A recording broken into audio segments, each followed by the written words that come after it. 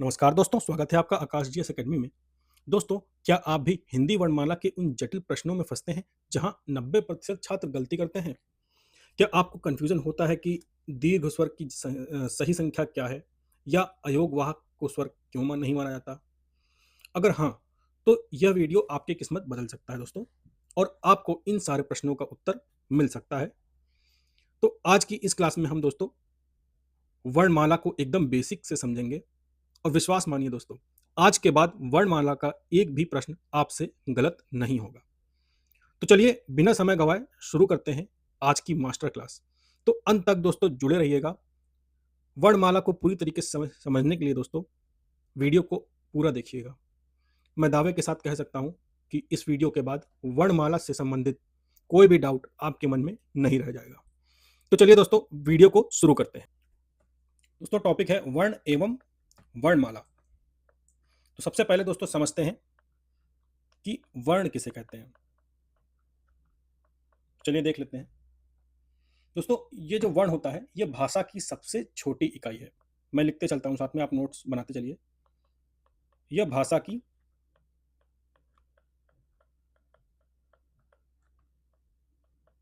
सबसे छोटी इकाई है।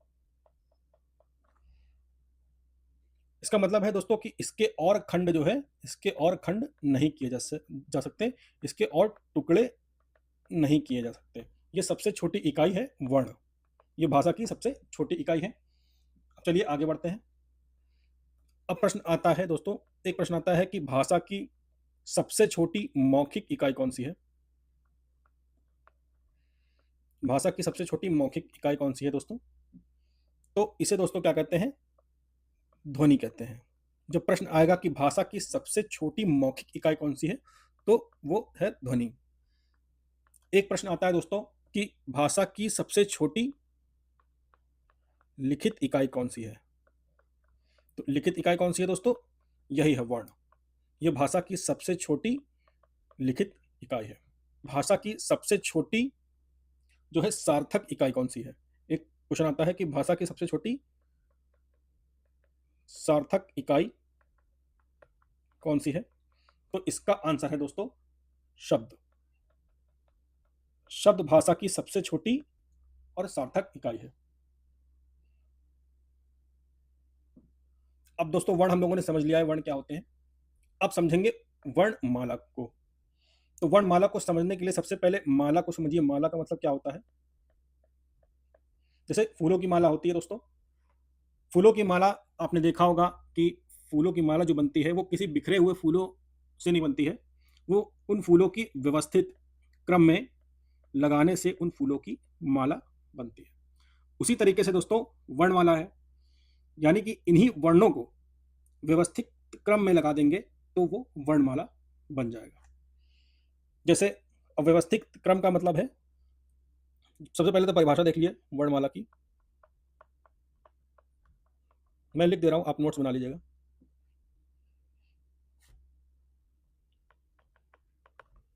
वर्णों की व्यवस्थित और क्रमबद्ध समूह को वर्णमाला कहते हैं। तो जब वर्णों का व्यवस्थित और क्रमबद्ध समूह बनाएंगे दोस्तों तो वो वर्णमाला बन जाएगा। जैसे एग्जाम्पल एग्जाम्पल देख लीजिए। जैसे अ के बाद आ आएगा, ई के बाद बड़ी ई आएगा। तो ये व्यवस्थित क्रम है दोस्तों, वर्णों का व्यवस्थित क्रम है कि छोटा आ के बाद बड़ा आ ही आएगा। अब छोटा आ के बाद ई नहीं आएगा। ठीक है दोस्तों, तो ये है वर्णमाला। जैसे अ, आ, उ, ऊ, का, खा, गा, घा। तो ये क्रम है दोस्तों, व्यवस्थित क्रम। तो यही है दोस्तों वर्णमाला। जैसे अ, आ, उ, ये है वर्णमाला। आई होप दोस्तों कि आपको ये वर्ण और वर्णमाला दोनों ही अच्छे से समझ में आ गए होंगे। अब चलिए आगे बात करते हैं। वर्णमाला का वर्गीकरण देख लेते हैं दोस्तों।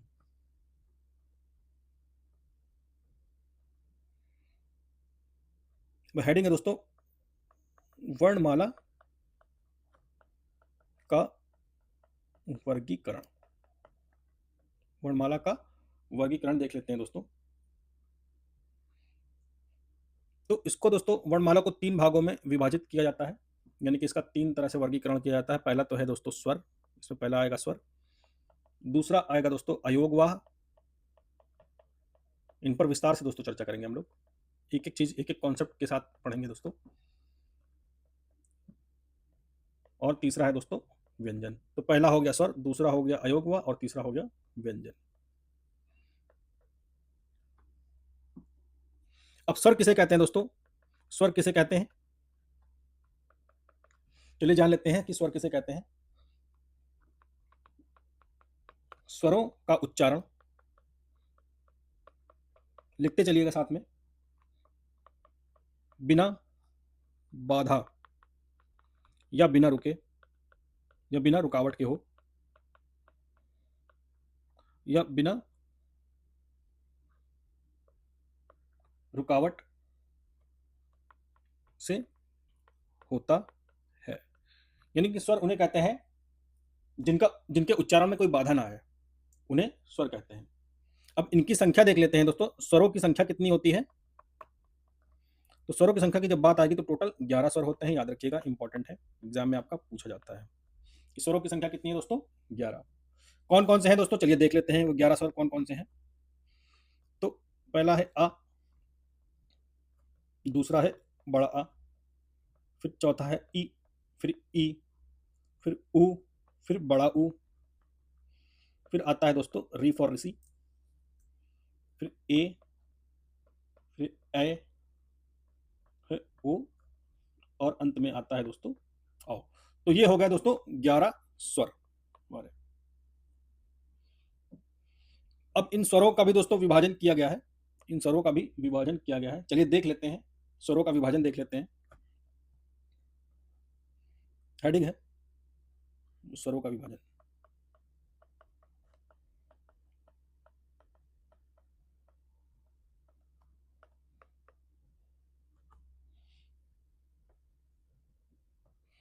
तो इसमें दोस्तों पहला है, चलिए शुरू करते हैं। इसमें पहला है दोस्तों ह्रस्व स्वर, या इसको आधार स्वर भी कहते हैं। इसको दोस्तों आधार स्वर भी कहते हैं। सबसे पहले तो इसके बारे में पढ़ेंगे, फिर उसके बाद, चलिए पहले इसके बारे में पढ़ते हैं, फिर उसके बाद दीर्घ स्वर और संयुक्त स्वर के बारे में पढ़ेंगे। तो ह्रस्व स्वरों की संख्या दोस्तों, अगर ह्रस्व स्वरों की संख्या की अगर बात करें तो इनकी संख्या कितनी होती है? तो इनकी संख्या होती है दोस्तों 4। कौन कौन से हैं ह्रस्व स्वर? जैसे आ, ई, उ और री। ये है दोस्तों आपके 4 ह्रस्व स्वर। तो एग्जाम में क्वेश्चन पूछा जाता है कि ह्रस्व स्वरों की संख्या कितनी है। अब दोस्तों आपके मन में प्रश्न आ रहा होगा कि इसे ह्रस्व स्वर क्यों कहते हैं या आधार स्वर क्यों कहते हैं? क्योंकि दोस्तों इन्हीं ये 4 ऐसे स्वर हैं जिनसे और स्वरों का निर्माण होता है। जैसे जैसे आ से बना बड़ा आ, ठीक है, ई से बनी बड़ी ई, ऊ से बना बड़ा ऊ, और री से दोस्तों, री से संस्कृत के शब्द बनते हैं दोस्तों, ये संस्कृत के शब्द बनते हैं, हिंदी में इतना उपयोग नहीं है इसका, ठीक है। इसीलिए इनको दोस्तों आधार स्वर या ह्रस्व स्वर कहते हैं। क्यों कहते हैं? क्योंकि इन्हीं से और स्वरों का निर्माण होता है, इसलिए इनको आधार स्वर कहते हैं। इतना तो आपको दोस्तों क्लियर हो गया होगा। अब बात कर लेते हैं दोस्तों दूसरे नंबर पर, दूसरे नंबर पर बात कर लेते हैं दोस्तों दीर्घ स्वर की। दीर्घ स्वर किन्हें कहते हैं दोस्तों? अब जैसे ये ह्रस्व स्वर थे, अब इन्हीं में मात्रा लगा दीजिए तो बन जाएंगे दीर्घ स्वर। चलिए कौन कौन से हैं देख लेते हैं। इनकी संख्या कितनी, सबसे पहले बात तो इनकी संख्या पर बात कर लेते हैं, कितनी होती है दीर्घ स्वरों की संख्या? तो दीर्घ स्वरों की संख्या है दोस्तों 3, याद रखिएगा। कौन कौन से? जैसे इसमें ह्रस्व स्वर था आ, तो दीर्घ स्वर हो जाएगा बड़ा आ। जैसे इसमें ह्रस्व स्वर था ई, तो इसमें बड़ी ई। जैसे इसमें ऊ था, वैसे इसमें बड़ा। तो ये दीर्घ स्वर हो गए दोस्तों आपके, ठीक है। अब देख लेते हैं दोस्तों इनका निर्माण कैसे हुआ है। इनका निर्माण कैसे हुआ है? जैसे मैंने अभी कहा कि ह्रस्व स्वर उन्हें कहते हैं जिनसे और स्वरों का निर्माण होता है। तो दीर्घ स्वरों का कैसे निर्माण हुआ है दोस्तों? इन्हीं ह्रस्व स्वर से ही दीर्घ स्वरों का निर्माण हुआ है। चलिए देख लेते हैं, जैसे कि आ और प्लस आ मिलकर क्या बना? बड़ा आ, यानी कि दीर्घ स्वर। ई प्लस ई मिलकर क्या बना? बड़ी ई। उ प्लस उ मिलकर क्या बना दोस्तों? बड़ा उ, यानी कि दीर्घ स्वर। तो आई होप कि दोस्तों ये आपको टॉपिक समझ में आ रहा होगा। चलिए अब देख लेते हैं दोस्तों तीसरा संयुक्त स्वर की। संयुक्त स्वर दोस्तों किसे कहते हैं? दोस्तों सबसे पहले हम लोग यहाँ पे वो वाली टेबल बना लेते हैं जो हम लोगों ने 11 स्वर अभी देखे थे, उसकी टेबल बना लेते हैं, तो ईज़ी हो जाएगा, अभी संयुक्त स्वर पढ़ना ईज़ी हो जाएगा। तो कौन-कौन से थे? आ, ई, ई, उ, ऊ, री, ए, ऐ, ओ और औ। ये 11 स्वर हो गए दोस्तों। अब इनके आधार पर देखेंगे संयुक्त स्वर को। तो सबसे पहले तो ये देख लीजिए कि जैसे हमने ह्रस्व स्वर पढ़ा हम लोगों ने, तो ये तो ह्रस्व स्वर हो गए हमारे, ये वाले, ठीक है? और ये जो नीचे वाले हैं दोस्तों, ये ये हो गए हमारे दीर्घ स्वर। और ये हो गए हमारे ए, ऐ, ओ, औ। ये हमारे हो गए दोस्तों संयुक्त स्वर। यानी संयुक्त स्वरों की संख्या भी दोस्तों कितनी है? 4 है। ह्रस्व स्वर स्वरों की संख्या भी 4 है और संयुक्त स्वर की संख्या भी दोस्तों 4 है। चलिए अब संयुक्त स्वरों को देख लेते हैं कि इनका निर्माण कैसे हुआ है। अब दोस्तों शब्द सही समझ में आ रहा है संयुक्त, यानी कि कोई 2 चीज़ें मिल करके ये बन रही हैं। चलिए देख लेते हैं। पहले तो संयुक्त स्वर पहला कौन-सा है? ए है। तो इसका निर्माण कैसे हुआ है? ए का जो निर्माण हुआ है दोस्तों, ये आ और ई से हुआ है। आ और ई से मिल करके बनता है ए। उसी तरीके से जो ओ है दोस्तों, ओ, या पहले देख लेते हैं अ को। इसी तरीके से जो अ है दोस्तों, अ, इसका निर्माण आ और प्लस ए से हुआ है। इसका निर्माण किससे हुआ है? आ और ए से हुआ है। उसी तरीके से ओ है दोस्तों, ओ का निर्माण दोस्तों आ धन ऊ से हुआ है। और उसी तरीके से जो औ है दोस्तों हमारा, ये आ और प्लस ओ से इसका निर्माण हुआ है। कहने का मतलब है कि जैसे दीर्घ स्वर का निर्माण हो रहा था दोस्तों, ह्रस्व स्वर को ही मिला करके ये बन रहे थे दीर्घ स्वर, ठीक है? लेकिन संयुक्त स्वरों में ऐसा नहीं है। संयुक्त स्वरों में दोस्तों इसमें क्या है? ह्रस्व स्वर भी है, लेकिन सेम नहीं है, अलग-अलग है। जैसे 2 अलग-अलग वर्ण इसमें मिल रहे हैं, जैसे आ और ई, आ और ए। तो इसमें सेम वर्ण नहीं मिल रहे हैं, अलग-अलग वर्ण इसमें मिल करके संयुक्त स्वरों का निर्माण दोस्तों यहाँ पर हो रहा है। तो आई होप कि दोस्तों ये आपको क्लियर हो गया होगा।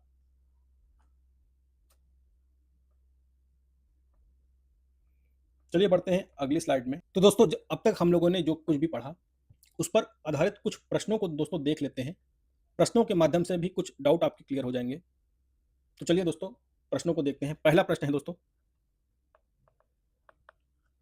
कि दीर्घ स्वरों की संख्या कितनी है? दीर्घ स्वरों की जो संख्या है दोस्तों वो कितनी है? ऑप्शन ए है 4, ऑप्शन बी है 3, ऑप्शन सी है दोस्तों 7 और ऑप्शन डी है 9। तो दीर्घ स्वरों की संख्या दोस्तों अभी हम लोगों ने पढ़ा कितनी है? 3 है। ठीक है? इसका सही आंसर जो होगा दोस्तों वो ऑप्शन बी 3 होगा। चलिए अब अगले क्वेश्चन पे आते हैं दोस्तों। ये मोस्ट इंपॉर्टेंट क्वेश्चन होगा दोस्तों।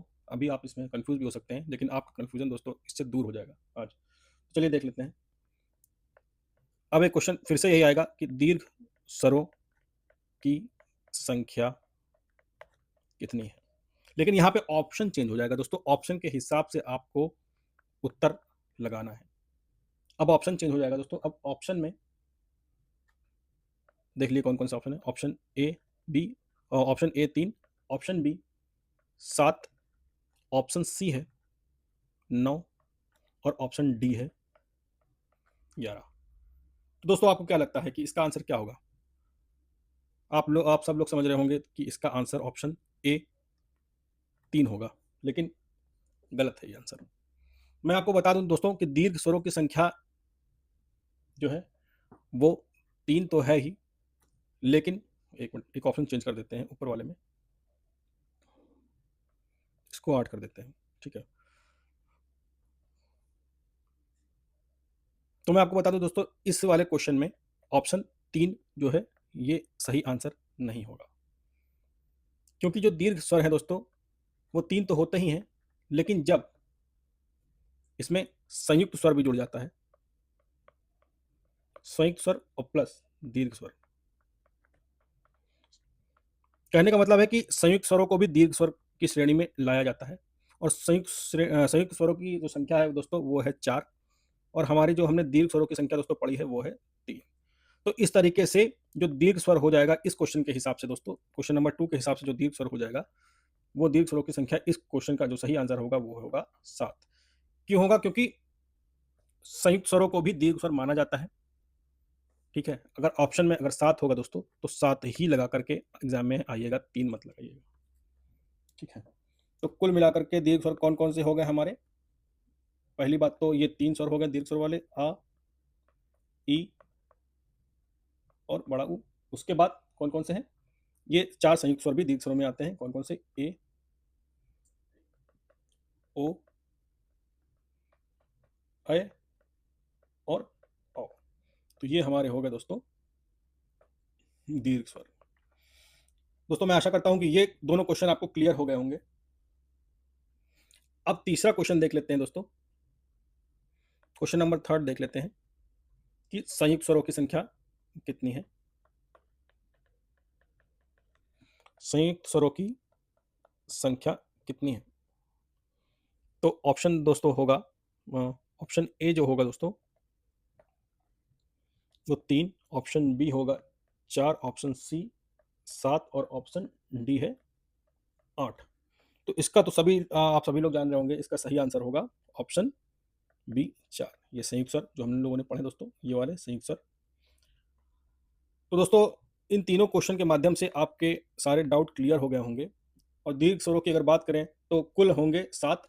अगर ऑप्शन में 7 नहीं है, सिर्फ 3 दिया है, तो 3 लगा करके आइएगा। यदि ऑप्शन में 3 के साथ 7 दिया हुआ है तो 7 ही लगाइएगा, वही आपका सही आंसर होगा। चलिए आगे बढ़ते हैं। अब बात कर लेते हैं दोस्तों प्लुत स्वर की।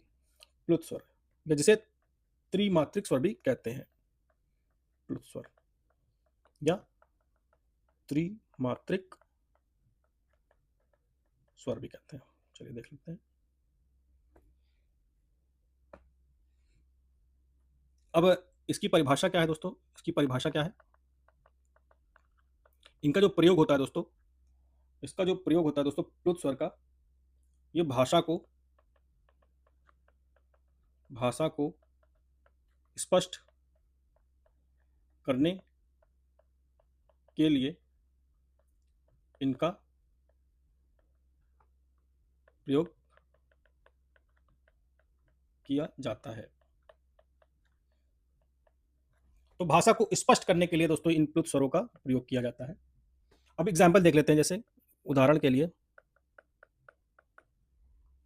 जैसे आप लोग किसी मंत्र का उच्चारण करते हैं, जैसे ओम, ठीक है, जैसे ओम है तो ओम है, ठीक है। तो ओम बोलने में दोस्तों थोड़ा सा लंबा समय लगता है। जैसे किसी का नाम लिया, नाम लेकर के बुला रहे हैं किसी को, जैसे राम किसी का नाम है तो मैं हम लोग बुला रहे हैं उसको राम, बोलते हैं राम राम, ऐसे बोलते हैं। तो राम में ये है दोस्तों प्लुत, ठीक है। मतलब जितना जोर दे करके किसी का नाम लेंगे, उच्चारण करेंगे, जैसे वैदिक मंत्रों के उच्चारण में हम लोग वैदिक मंत्रों का उच्चारण करते हैं तो वो प्लुत स्वर के माध्यम से ही वो उच्चारण होता है। या कोई गाना गा रहे होते हैं, जो संगीत में इसका यूज होता है प्लुत स्वर का, ठीक है दोस्तों। ओम हो गया, राम हो गया, ये सब दोस्तों प्लुत स्वर के उदाहरण हैं। ये सारे शब्द जो है दोस्तों, ये ओम शब्द है, ये राम शब्द है, ये प्लुत स्वर का उदाहरण है। अब बात कर लेते हैं दोस्तों, अब बात कर लेते हैं हम लोग अयोग वाक्य की। अयोग वाक्य किसे कहते हैं? अयोग वाक्य को दोस्तों हम लोग स्वर मिश्रित दोस्तों व्यंजन भी कहते हैं।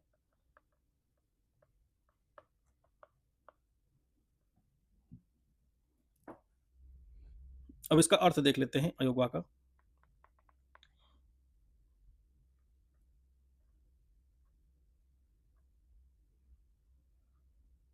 इसका अर्थ है जो योग ना होने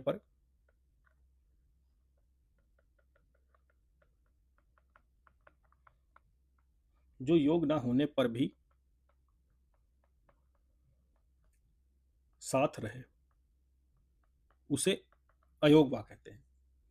दोस्तों ये वे वर्ड हैं जो ना तो पूरी तरह से स्वर होते हैं, ना तो स्वर होते हैं, और ना ही व्यंजन होते हैं। ये ना तो स्वर होते हैं, ना ही व्यंजन होते हैं। फिर भी दोस्तों ये भाषा में अर्थ का वहन करते हैं, यानी कि भाषा में अर्थ लाते हैं। अब इनकी संख्या की अगर बात करें दोस्तों, इनकी संख्या की बात करें, इनकी संख्या कितनी होती है, तो इनकी दो संख्या होती है, मतलब ये दो होते हैं। कौन कौन से? पहला है ये अंग, यानी जिसे कहते हैं अनुस्वार, और दूसरा है दोस्तों आहा, जिसे विसर्ग भी कहते हैं। दोस्तों क्या कहते हैं? इसे विसर्ग भी कहते हैं। अब सबसे पहले अंक यानी अनुस्वार के बारे में देख लेंगे, फिर उसके बाद विसर्ग के बारे में। सबसे पहले अंक के बारे में देखते हैं।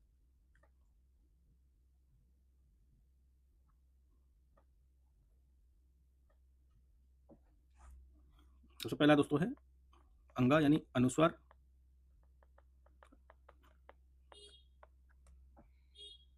इसका जो उच्चारण है दोस्तों, इसका उच्चारण नाक से होता है। इसका उच्चारण दोस्तों नाक से होता है। और लिखते समय दोस्तों, जब हम इसे लिखते समय इसे वर्ण के ऊपर बिंदु के रूप में दोस्तों लगाया जाता है, यानी कि इसे पूरा नहीं लिखा जाता है। जैसे अंग का अंग पूरा ऐसे क्या बोलते हैं, ऐसे नहीं लिखा जाता है। सिर्फ ये बिंदु वाला हिस्सा ही वर्ड में जो है, वर्ण में इसको जब शब्द में या किसी वर्ण में इसका यूज करते हैं तो सिर्फ बिंदु वाला हिस्सा ही यूज करते हैं, पूरा नहीं यूज करते हैं।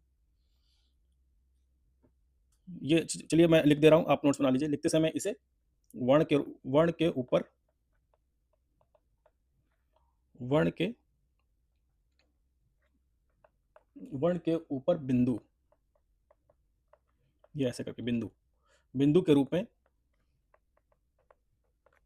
लगाया जाता है, पूरा नहीं लिखा जाता। और तीसरा पॉइंट है दोस्तों, ये स्वर के बाद आता है, ये स्वर के बाद आता है। अब इसका कुछ उदाहरण देख लेते हैं दोस्तों, कुछ उदाहरण देख लेते हैं। जैसे अंगूर है, समझते रहिएगा, मैं समझाऊंगा इसे भी पूरा। जैसे ये अंगूर है, ठीक है। जैसे पंख हो गया। कमेंट बॉक्स में बताइएगा ये पंख का मतलब क्या होता है, कमेंट बॉक्स में बताइएगा कि ये पंख का अर्थ क्या होता है। चलिए पहले इसे अंगूर से समझ लेते हैं, इसका यूज इसमें कैसे हुआ है, इस अंगूर शब्द में इस अनुस्वार का यूज कैसे हुआ है, चलिए देख लेते हैं। दोस्तों ये जो अंगूर लिखा हुआ है ना, ये अंग, आपको लग रहा होगा ये वाला जो पूरा का पूरा दोस्तों यहाँ पर आ गया है और इससे बन गया है अंगूर। ये बिल्कुल गलत है, ऐसा बिल्कुल भी नहीं है। अब ये जो अंगूर का दोस्तों निर्माण हुआ है ना, ये पहली बात तो अंगूर में आ आया है, अंगा नहीं आया है। अनुस्वार में मैंने अभी बताया कि सिर्फ बिंदु का यूज करते हैं और ये स्वर के बाद आता है। दो पॉइंट दोस्तों समझने वाला है यहाँ पर कि ये लिखते समय इसे यानी अनुस्वार को बिंदु के रूप में लिखते हैं, पूरा पूरा ऐसे अंग नहीं लिखा जाता है। और स्वर के बाद दोस्तों आता है। अब आपके मन में प्रश्न आ रहा होगा पूरा नहीं लिखा जाता है तो यहाँ पे क्यों लिख दिया, तो यही तो मैं समझाना चाहता हूँ दोस्तों कि ये पूरा नहीं लिखा गया है। ये लाइन जो कह रही है दोस्तों स्वर के बाद आता है, तो ये आ जो है ये स्वर है दोस्तों, ये अंगा वाला नहीं लिया गया है और बिंदु के रूप में इसको लिया जाता है, इसलिए यहाँ पर बिंदु लगा दिया गया है। अब बन गया है अंगूर। अब मैं आशा करता हूँ कि ये आपको समझ में आ गया होगा। यानी कि पहले स्वर लिखा है, उसके बाद ये अनुस्वार का जो अंगा है ये लगाया है, उसके बाद गामियों की मात्रा लगा के रा लिख दिया अंगूर। चलिए मैं आशा करता हूँ कि आपको समझ में आ गया होगा। अब बात कर लेते हैं दोस्तों विसर्ग की। बात कर लेते हैं विसर्ग की। विसर्ग यानी आह की। इसका उच्चारण दोस्तों, इसके उच्चारण की अगर बात करें, इसका जो उच्चारण दोस्तों होता है वो हा के समान होता है। इसका उच्चारण हा के समान होता है। और इसका जो यूज़ दोस्तों कैसे किया जाता है? इसका जो यूज़ है दोस्तों, इसे वर्ण के आगे 2 बिंदुओं के रूप में इससे दोस्तों दोस्तों लगाया जाता है। जैसे कोई भी वर्ण हो, जैसे लिखा दुःख, दुःख लिखा, तो दा के बाद लगा दिया और ये हो गया। तो वर्ण के आगे लग गया है, यानी कि दा के आगे लगा है ये दोस्तों, इसलिए ये विसर्ग है। और इसका जो यूज़ है दोस्तों, संस्कृत के शब्दों में संस्कृत के शब्दों में इसका यूज़ बहुत होता है। इसका यूज़ दोस्तों संस्कृत के शब्दों में बहुत होता है। एग्ज़ाम्पल के लिए दोस्तों देख लेते हैं, जैसे अतः, ये संस्कृत का शब्द है। प्रातः, दुःख, ये सब संस्कृत के शब्द हैं। तो दोस्तों, मैं आशा करता हूँ कि ये लेक्चर दोस्तों आपको पसंद आया होगा। तो दोस्तों, आज हमने वर्णमाला का जो आधार समझा है, उम्मीद है कि आपको सब कुछ क्लियर हो गया होगा। अगर इस टॉपिक से जुड़ा कोई भी डाउट दोस्तों आपके मन में हो, तो कमेंट बॉक्स में ज़रूर लिखिएगा। और हाँ दोस्तों, एक फीडबैक मैं आपसे चाहता हूँ कि यदि मैं आप जैसे अपने आईपैड पर लिख करके पढ़ा रहा हूँ, तो क्या ये लिख करके जो पढ़ा रहा हूँ मैं, ये आपको सही लग रहा है? हैंडराइटिंग सही लग रही है या नहीं, ये बताइएगा। अगर नहीं सही लग रही है, तो मैं टाइप करके आपको जो है पीडीएफ फॉर्मेट में पढ़ा दूंगा। तो दोस्तों, मिलते हैं अगली क्लास में, जहां हम अल्प प्राण, महाप्राण और व्यंजन के बारे में विस्तार से चर्चा करेंगे दोस्तों। इसी तरीके से सारे डाउट्स को क्लियर करते हुए दोस्तों हम लोग आगे बढ़ेंगे।